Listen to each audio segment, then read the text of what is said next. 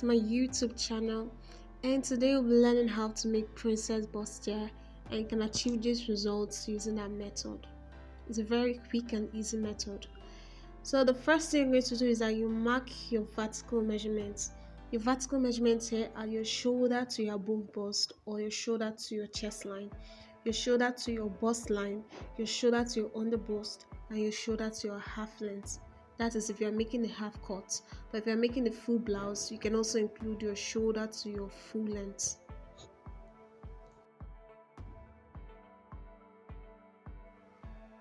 So the next thing you do is you mark your dart space or your bust span. Your dart space is your nipple to nipple divided by 2.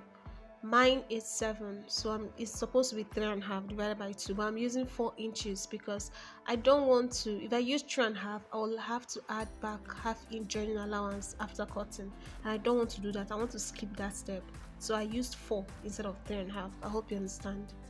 So the next thing you do is you create your bustier cup.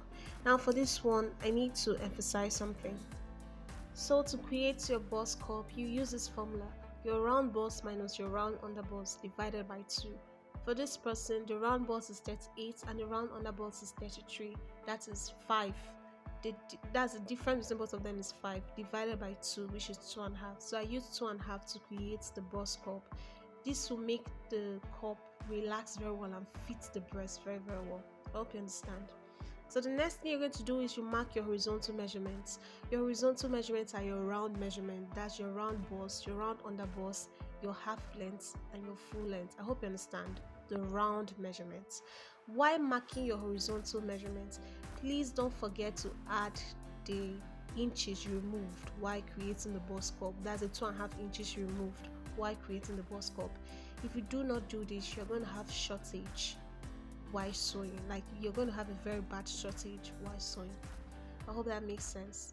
So I don't want to interrupt your learning with this commentary. The video is quite self-explanatory, but if you have any question, please be sure to leave in the comment section. Okay, so I need to add this very important bit. You will notice while joining the horizontal marks, there is a shortage of 0.625 inches in these front bodies. Don't worry about that shortage. It is usually compensated for while you are making the back, and for this one, it will be compensated for when we are making the back bodies. Okay.